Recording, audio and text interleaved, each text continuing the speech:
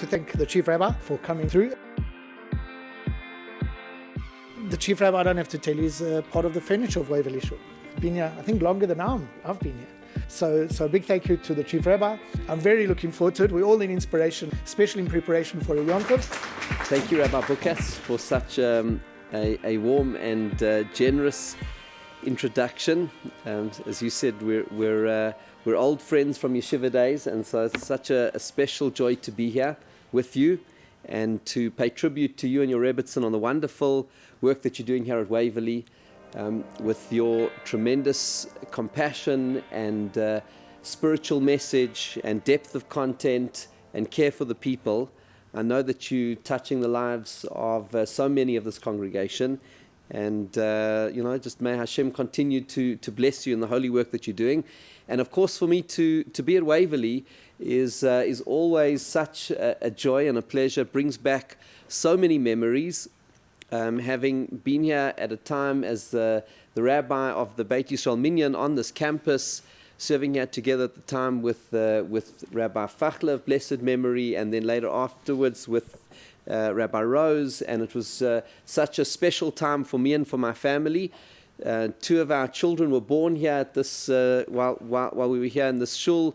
We had two brisses here in the Samson Hall, and it's just such a joy to be here and to see so many old friends and to be back in this special congregation, because Waverley Shul is really so important. The success of Waverley Shul is so important to the continued flourishing of the Johannesburg Jewish community, and it is such an important congregation. And as I was, had a meeting a little bit before the shir this evening with the chairman, Greg Rumer, who's doing such a wonderful job as chairman, together with his committee and with the rabbi.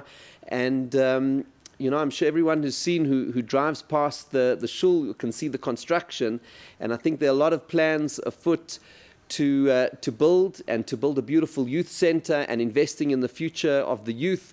And I love building because it's a symbol of confidence in the future. It says that this is a shul that is not content just to hold on to its numbers, but this is a shul that really wants to grow and to develop. And it's in a great area of Johannesburg, has the King David Nursery School right here on the campus.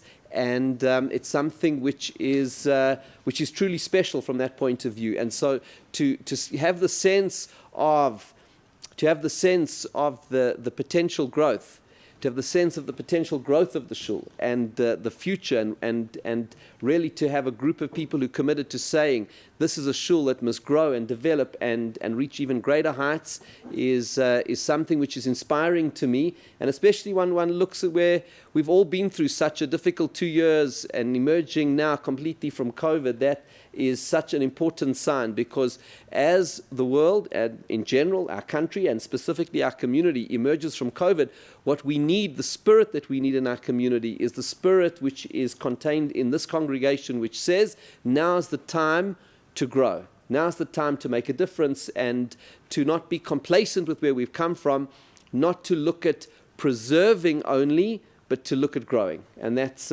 something which is truly special.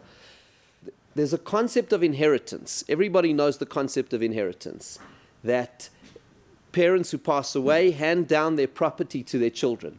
That concept of inheritance is well known in the world of law and society and culture. Is there a concept as well, not just of a financial inheritance, but a spiritual inheritance? And what does it really mean to be a Jew? Are you born a Jew, or do you choose it? And of course, in a really fundamental sense, you're born a Jew.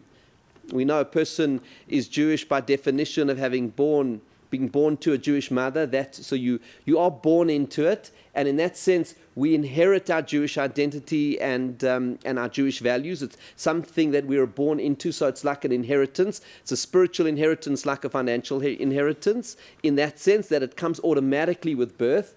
And in fact, that is conveyed by one of the most famous verses in the Torah. And I say it's famous because actually this is a verse which is the very first verse that a child learns when they begin to speak. The Talmud teaches us that as a child begins to learn to speak, we need to start to to teach a child Torah. And one of the very first verses, famous verse, is Torah tziva lanu Moshe, morasha kihilat Yaakov. The Torah was commanded to us through Moshe, morasha kihilat Yaakov. And then it uses this word morasha, an inheritance to the congregation of Jacob. Morasha, an inheritance. So the Torah is called an inheritance. And why is it called an inheritance? Because it comes to us through birth. So that's on one level. However, that's not the final picture, because there's an amazing Mishnah in Pirkei Avot in chapter 2, Mishnah 17, and the Mishnah says, "V'hat kein atzmacha lilmod Torah she'eina Yerushalach." Prepare yourself to learn Torah because it is not an inheritance. She'eina Yerushalach. So here we have, in a sense, a contradiction, an apparent contradiction between what the Chumash is telling us from this famous verse describing Judaism as a morashan inheritance, and the Mishnah coming and saying, no, it's not. That's not just a textual tension here between two texts. It goes to the very heart of what does it mean to be a Jew. Is it something we're born into or not? Is it a real inheritance or is it not? What is its very nature? The clue to this is actually the distinction between two words here. There is the word morasha and Yerusha. The Chumash, when the Torah says that it is morasha kilat Yaakov, it is the inheritance of the congregation, of the whole community of Jacob. That is morasha. That's a different word from Yerusha. Now let's try and understand what is the meaning of this word morasha. And why did the Torah use the word morasha and not the word Yerusha? It sounds like technicalities in Hebrew, but when we get to the bottom of this, we'll actually discover the essence of what it means to be a Jew and the essence of this festival of Shavuot that we're about to celebrate. And the clue to this word morasha, if we want to get to the bottom of it, the clue, according to the Balaturim and the Maharam in their commentaries on the Chumash, is actually the other occasion where this word morasha appears, and that is in Parshat Va'era, which is in the book of Shemot, the book of Exodus, chapter 6, verse 8. And God says, "Ve'haveiti etchem el haaretz asher nasati et yadi latedota." I will bring you to the land that I have sworn to give to you, that is la'Avraham, li'Yitzchak, li'Yaakov, and I will give it to you morasha, again as an inheritance. So there you have the word morasha as well, referring to the land of Israel. So we have the word, the Torah uses the word morasha in two places. One in reference to the Torah, and this in reference to the land of Israel. And the Balaturim and the Maharam say, why the connection? Because the reference to morasha in the context of the land of Israel is teaching you about what it means when it talks about the Torah. Because when it's talking about morasha in the context of the land of Israel, that was not an inheritance that came automatically and easily. That was an inheritance that we had to put in effort for, we had to risk for, we had to fight for.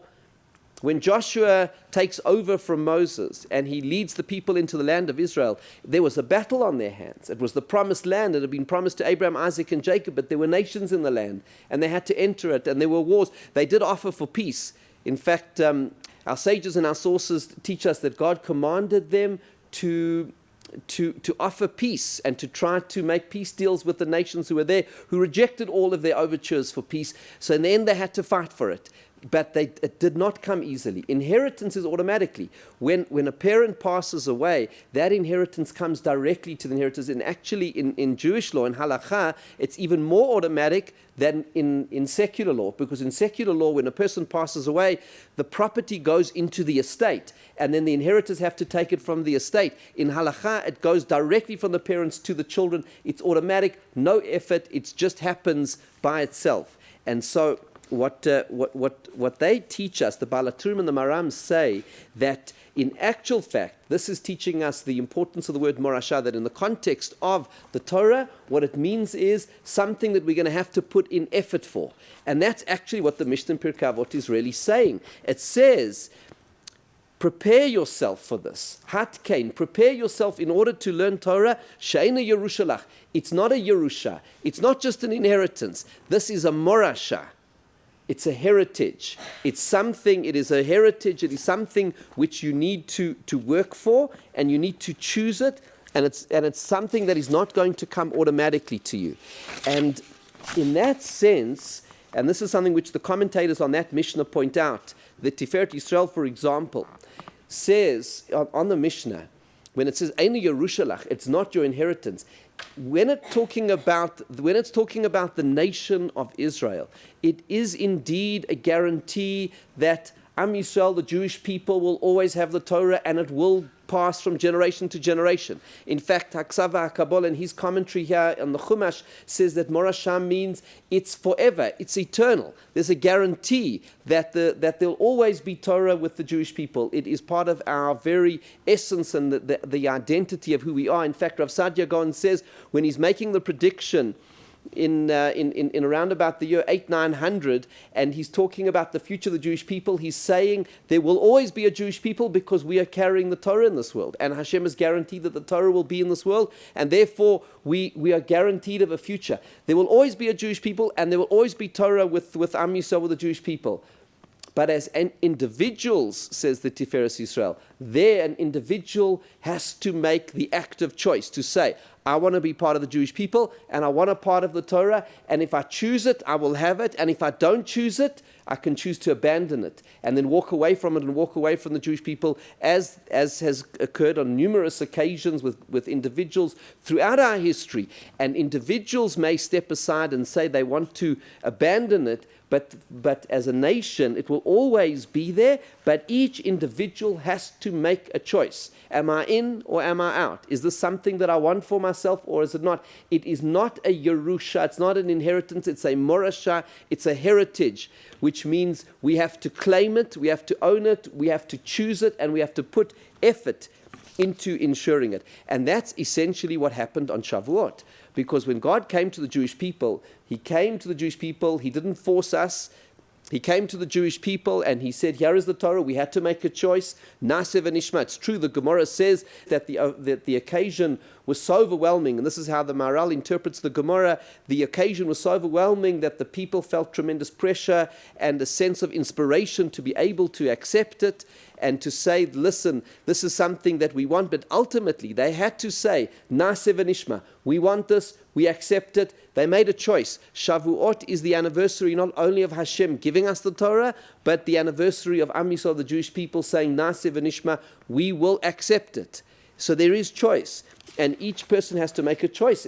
This is where Hashem gave us. He gave us the Torah. The Rambam says in Hilchot Shuvah that one of the foundation principles of the entire Torah is the concept of Bechira Chofshit, that we choose. And we have to make that choice. That's what it means. It is a Morashah.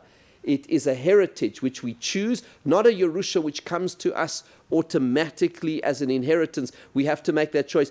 And it occurred to me, if this is the theme of Shavuot, it would make perfect sense why we read Megillat Ruth on Shavuot.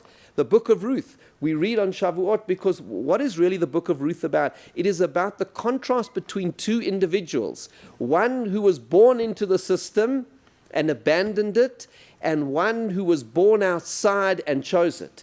Elimelech was born into the system. He was royalty. He was aristocracy. He was the leadership of the Jewish people. And when there was a famine in the land and he was wealthy and he had the opportunity to support and to give tzedakah, he ran away from the mitzvah of tzedakah, of charity. He ran away from the land of Israel. He ran away from his calling and his mission. He left Israel and went to live in Moab, and he gave up his Jewish heritage, and his sons married out of the faith. They left behind the people and they left behind Jewish values. And then Ruth returns.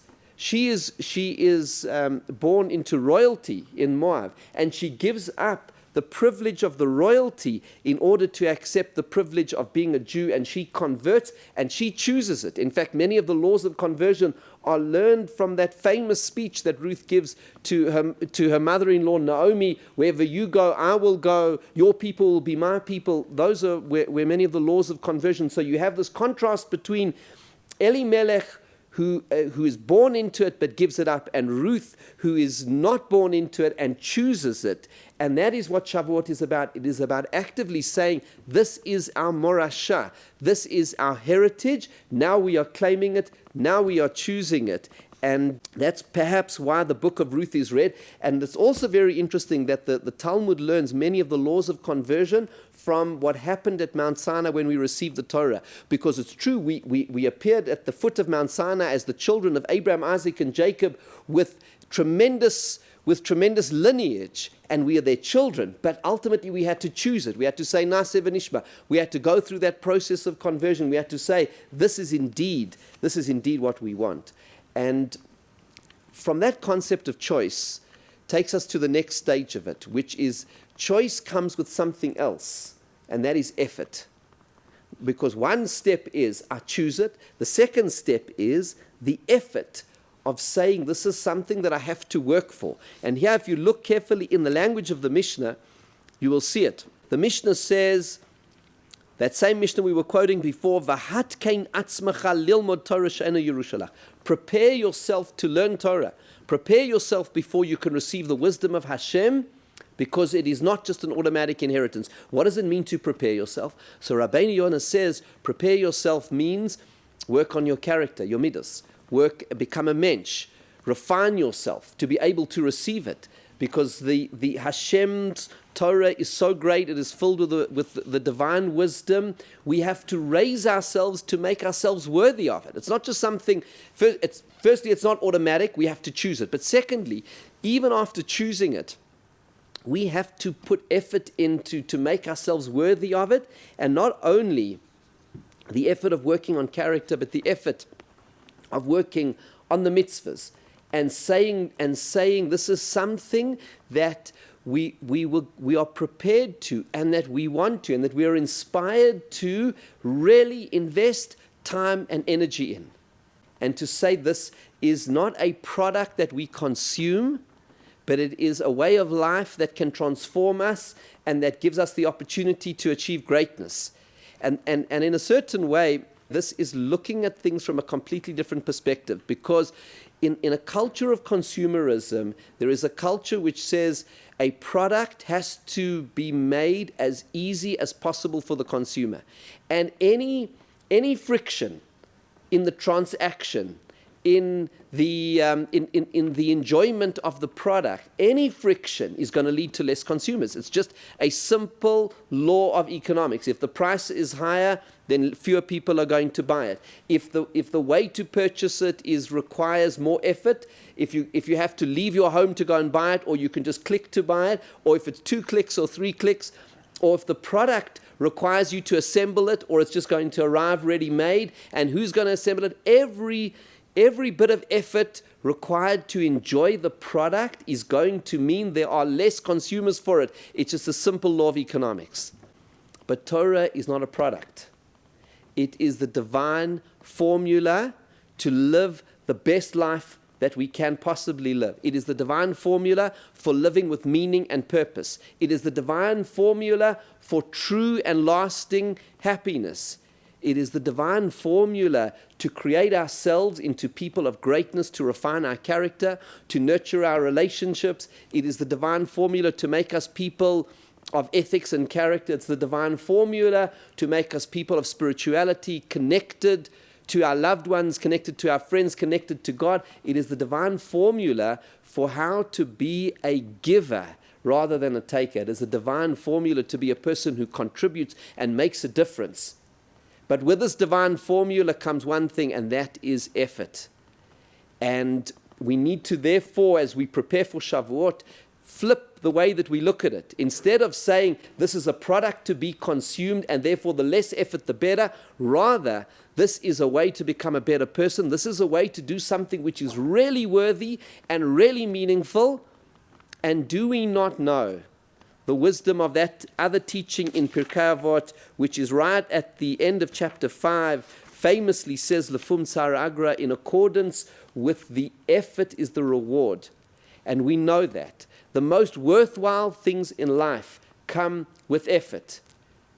That is when we get the real joy. That is when we get the real joy, when we really are prepared to invest. The relationships that we put effort and energy and love and are prepared to sacrifice for and to give. What is a marriage that is not built on giving and a sense of commitment to the other, looking to help, looking to contribute? What is parenting? The real joy of building family, the real joy of relationships, the real joy of contributing to community, the real joy of helping another, the real joy of connecting to Hashem, of connecting to ourselves and the people around us. The real joy comes not from a minute or two of sustained effort. It is a lifetime. And the more that we put in, the more that we have a deep sense of satisfaction. Products that we consume can fill us for a moment, but when that experience of the pleasure of that product is over, it is gone. It is gone and disappears.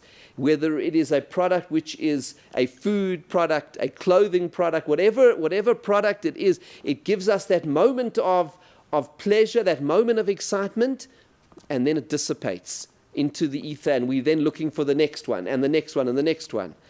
And whereas the things that we have to give ourselves to, that we have to really pour in the effort, that is where we have the deepest sense of satisfaction from life. And that is the message of the Torah, which says, Hadkain, prepare yourself. This is not going to come easily. If you want to learn Torah, you're going to have to put in effort. If you want to keep Shabbos, then that's going to require preparation. It's going to require, but when you do, wow, that's going to bring the deepest sense of joy and togetherness in your family. When you come to Shul and you're going to daven, not going to sit as a spectator to listen to the beautiful music, but going to say, I want to actually be part of this. It's going to take a little bit more effort, but if I put myself into it and I make the effort and I try and understand the prayer, that's when it's going to really come alive. And in relationships, if I'm looking for saying, what can I get out of it, then ultimately it's going to be an empty relationship. If I go into the relationship saying, what can I give to it? How much can I do for my spouse, for my children, for my parents? What can I do for my community? What can I do for others? How can I make a real difference? How can I give charity? How can I give a compliment? How can I comfort the mourners and visit the sick? How can I bring healing and comfort and love into the world? When I ask those questions, when we ask those questions, that's when we feel the real sense of joy. And if you think about the book of Ruth, ask yourself this question. Who ultimately led the most meaningful life? Was it Elimelech, who pursued his own self-centered approach to life, where he was looking to see what he could take out of it, what he could consume from the world? Or was it Ruth, who said, wherever you go, I will go, and your God will be my God, and I'm going to help you, and I'm going to make a difference? And she then created a tremendous family. From her came King David. She became part of history. And that's the ultimate irony of the book of Ruth, is that Elimelech, who was looking out for himself, was the one who lost ultimately. And Ruth, who was prepared to give, she was the one who ultimately gained. And that is what it means, morashah. It's not an inheritance. It's not just something that arrives and this lands and become, it's not just something that arrives and just appears. It is something that we have to fight for. And that also means this: the Torah is accessible to everybody. The Vilna Gaon makes this point on this Mishnah, V'hatkein atzmecha lilmod Torah she'einu Yerusha lach. It is not an inheritance. The Vilna Gaon says, Moses, he wanted his son Gershom to take over from him, but the Torah is not an inheritance. And who was the person who put in all the effort? Joshua. He was the one that our sages teach us was preparing the study hall. He was the one who gave himself with total devotion. He took the initiative, and then he became the leader after Moses. And the Vilna Gaon also quotes from the Gemara in Yuma that says, it is the crown of Torah which is available to everybody. The crown of priesthood, of the kahuna, you have to be born into. The crown of kingship, which the Talmud talks about, which is the crown of royalty, you have to be born into. But the crown of Torah, that is accessible to everybody. It is non-elitist. It belongs to any Jew who wants it. It is there for the taking. That's what it means. It's not an inheritance. It's a morashah. It's a heritage. But we have to go and claim it. And if you see that theme, in the same way that you see in the book of Ruth, the theme of Ruth versus Elimelech, you see that throughout the Chumash. Yitzchak was the younger brother, And he was the one, instead of Ishmael, who continued the heritage of Abraham. And Yaakov, who was the younger brother to Esau, he was the one. It didn't go in order of inheritance. It didn't go in hierarchy of position and birth. It went by merit. It went by those who said, this is something that I want. It was Yosef versus his brothers. We see this time and time again in the Torah, how it is the initiative. It was that, and that's part of the message of the book of Ruth. It's not an inheritance. It means it's in our hands, which means it's open to everybody, which means that anybody can access it, but there has to be the will. It's not something that comes automatic by birth. It's something that we have to give ourselves to. And this is so fascinating if you think that the source of the word morasha, because we said, this is where we started our discussion this evening, is to say, Torah tziva lanu Moshe, morasha kihilat Yaakov. It is the heritage of the community. Morasha kihilat Yaakov, the heritage of the community of Jacob. What does it mean, morasha? So remember, we said it comes from the verse describing the land of Israel as a morasha. Also a heritage, not an inheritance. And we learned from there, the Baal HaTurim said that in the same way the land of Israel, they required effort. But I think we can learn in the other direction as well. And the Baal HaTurim makes this point, that the land of Israel comes to us through the merit of the Torah. We learn in both directions between these two words, which means that our relationship, the Jewish people's relationship to the land of Israel, is not like any other nation. It is a relationship which is based on a spiritual heritage. And that spiritual heritage is connected to the values of the Torah. And therefore, it is something that one has to embrace the values in order to understand it. It's not a land which is inherited. It is a land which is claimed. It is a land which is won. It is a land where one embraces the vision for which God gave it, which was to be a platform for the expression of the values of what it means to be a Jew. And again, we come back to the book of Ruth. Think about it. Elimelech, who was born into all of this, he left the land of Israel because it was a time of famine. And he was wealthy and people wanted charity from him and he didn't want to give it. He turned his back on Jewish values because he didn't have the values of compassion, of generosity. And therefore he couldn't stay in the land because he didn't appreciate it. For him it was just another place. And if times are tough and you're under pressure from the poor, then go to where you can preserve your wealth. Because for him the land was just a place, it wasn't the place of values. And Ruth went in the other direction. She was born in Moab and she made Aliyah. She went to Israel because she was searching, as she says to her mother-in-law, your God will be my God. She was searching for Hashem. She left behind the idolatry of Moab and she was searching for God and she was searching for justice and for connection and for spirituality and for values. That is what she was searching for. And her quest then to arrive in the land of Israel was bound up with that. And that comes to the understanding of what Jewish identity is. Jewish identity is bound up with morasha. We began our discussion saying, well, is it something one is born into or not? We're born into it, but then you have to choose it. We're born in, but then you must choose it. And that choice means an active decision. This is what I want. I'm in. And more than that, that choice has to be made real with a sense of effort. This is what I want. And I'm prepared to invest effort because this is meaningful. It is special. It is incredibly rewarding to give myself fully to it. And then it's an embrace of Jewish identity, which is about the Torah values, which is what Shavuot is ultimately about. Because what is Shavuot about? It is about saying that as Am Yisrael, the Jewish people, we were born. Where were we born as a nation? We were born at the foot of a mountain. We were born at the foot of Mount Sinai. We were not born in a land. The only nation in the world not born in a land. Because the way that a nation is formed, you're in a land and there's a certain geography, politics, environment, socio-economic circumstances that forms and molds a nation. We were born at the foot of Mount Sinai to be given a mission by God that we celebrate, the anniversary of which we celebrate on Shavuot.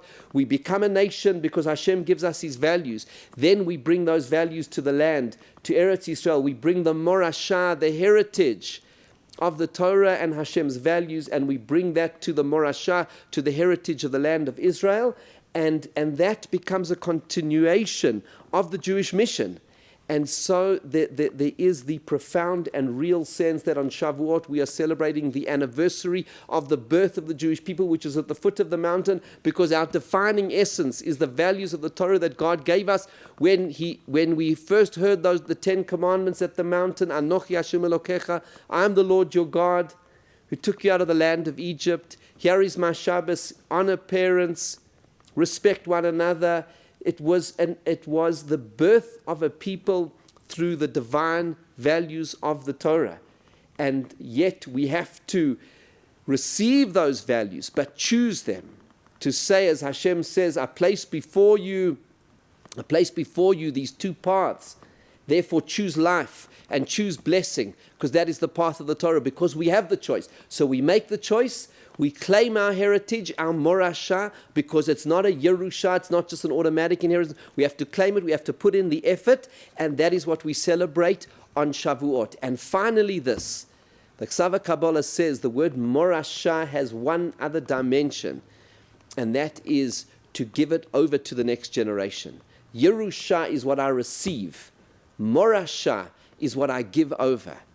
And the heart and soul of what it means to be a Jew is not only to choose these values, to receive these values, but it is also to transmit them to the next generation, to say, this is not just for me. There is a future. There has to be a future. There is a morasha. I'm going to be morish. I'm going to hand this on. But friends, the only way that we can hand this on to the next generation is if we truly embrace the fact that to be a Jew is not just to be born. That's just the beginning. To be a Jew is to choose it, to say, I want this. I'm inspired by the values that Hashem has given us. This is the way that I want to live. This is the way of meaning and purpose. This is the way of happiness. This is the way of doing something which is eternal and truly worthwhile. And when I choose that for myself, and when I'm prepared to put in that effort, then I will hand it over.